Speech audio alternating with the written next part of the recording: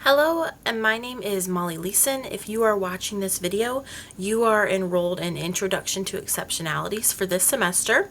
In this video, I'm going to walk through a couple of introductory items. We're going to preview our course and the syllabus and get started on all of the great things that you need to know so that you can be successful in this course.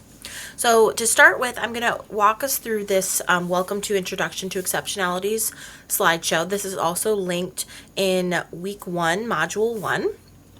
So first of all, a little bit about me. Again, my name is Molly Leeson.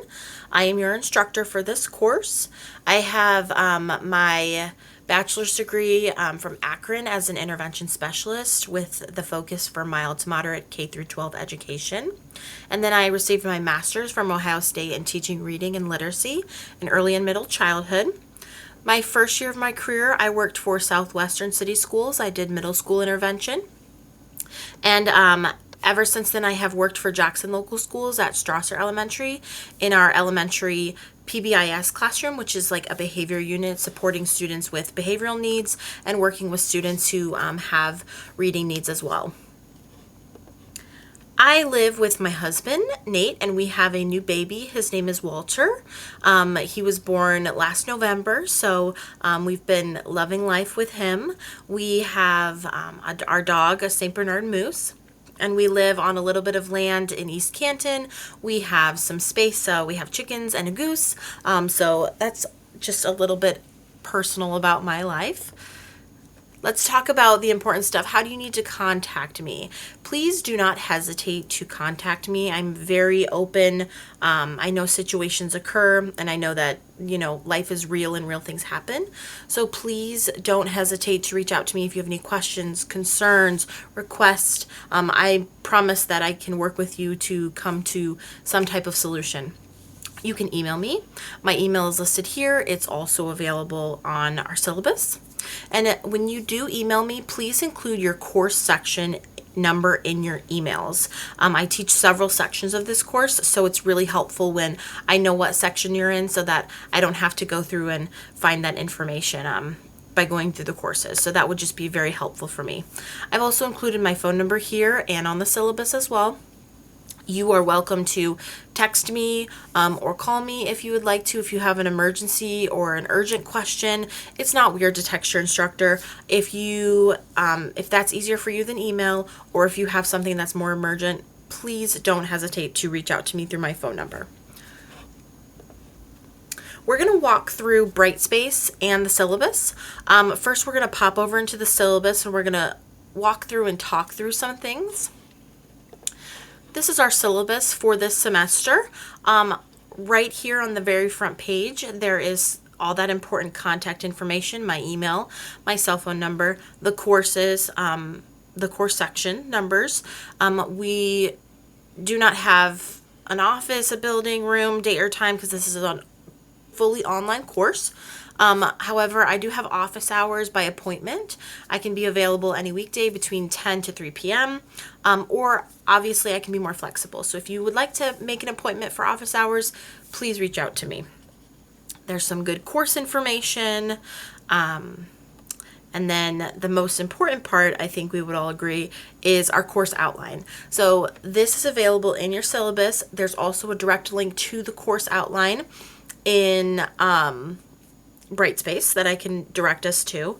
And this goes week by week, detailing the tasks and assignments you have and any due dates. All due dates for all assignments for the week are due on the Sunday of that week by 11:59 p.m. So you'll see here in week 1, it tells the date that week starts, the topic we'll be covering, and then it has a checklist of all of the required components of that week and then a due date. So you'll see this first week, you're going to review the course, you're going to watch this video, you'll read chapter 1, you will watch the chapter 1 video lecture, and you'll complete an introductory slides assignment. And that takes us through the entire course. And then listed next in our syllabus is the points breakdown. This is a very important section for us to point to. Our course has 440 possible points. So It is very important that you do everything and you complete all of your assignments, especially your exams. Those are point heavy, and every assignment you do, every task you do in our class equates to participation points, which are detailed right here in this assignment breakdown section. It tells you what your assignments are for the course and where to find them.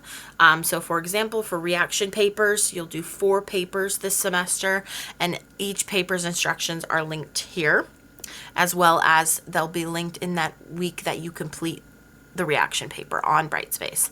I want to review the online participation point breakdown. So you do have a grade for participation for this course, and because it's online, it works a little bit differently.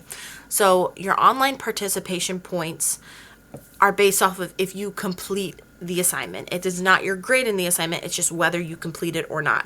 So you'll see you have a total possible of 50 points of our 440 point course coming from did you do the assignment. So you'll see that assignments like your exams, your reaction papers are worth more completion points than your quizzes and your slides activity.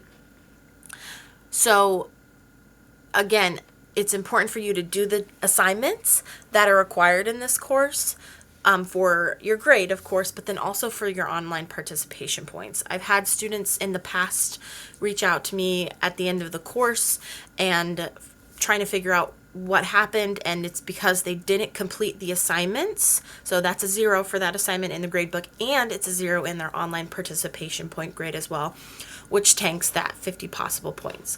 So not just because you're going to be learning great information and applying knowledge and learning new things is it important to do the assignments, but it's also important to do them for your grades, okay?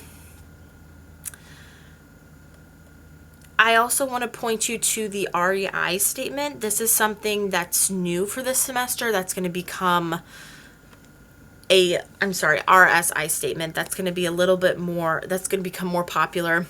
And what that stands for is regular and substantive interaction statement. And this is a very detailed statement that just explains how we will have ongoing meaningful interactions throughout the semester. So for each activity that we complete for our course and each component of our course, there's a specific way that you'll be having positive, ongoing, meaningful feedback from me. So you can read this at your own time, and then it'll also be posted on our announcements on Brightspace. Okay, so that is our syllabus. We're going to pop over to Brightspace now. This is somewhat probably what your course will look like. You'll see it has the logo for our course and the course name, and then you'll be able to see your announcements here right on the front, and then in the content for each week, you'll see everything is broken down per weeks or per modules. So let's see.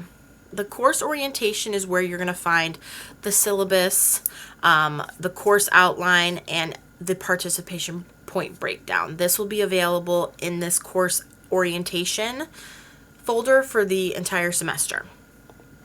And then looking at each week, you'll see all of the assignments that you need to complete or all of the tasks listed right here. So there's that video, there's the slideshow that we just went through in this video, there's the chapter 1 presentation, the video lecture, and then your introduction slides activity. Okay, that's your first assignment.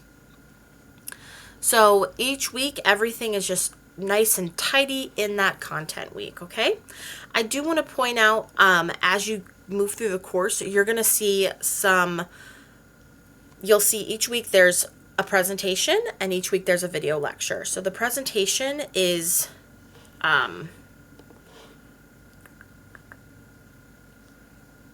listed, it's provided for you, and then the video lecture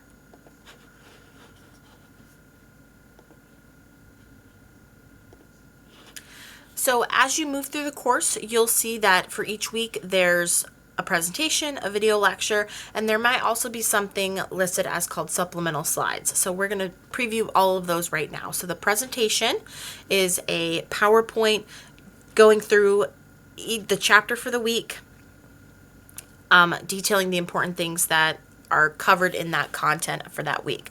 Now, every time you see a zippy on a slide, that's going to be content that's going to be in the form of a question on an exam. So that's an important thing to know. The video lecture is our video lectures from Dr. Daviso, who had been teaching this course for a very, very, very long time. And he's the one that has done these video lectures, and they match up with the presentation. So those are two things that you need to work through each week so that you can get that content. To supplement that, because some of these presentations were created a while ago, some updated information is going to be in the virtual supplemental slides. And so these are going to be that same content that is provided in the presentation for the chapter, but it's going to have some more updated content and information, and it also has those zippy slides. So you need to be reviewing these additional supplemental slides as well. They'll give you some great information. That is all for covering our course. If you have any questions about our course, any concerns, please email me, reach out to me, and we can discuss anything that you're concerned about. But I know that this semester is going to be great. You're going to learn a lot of exciting, wonderful things that you'll be able to apply to your future roles. So I wish you all the best.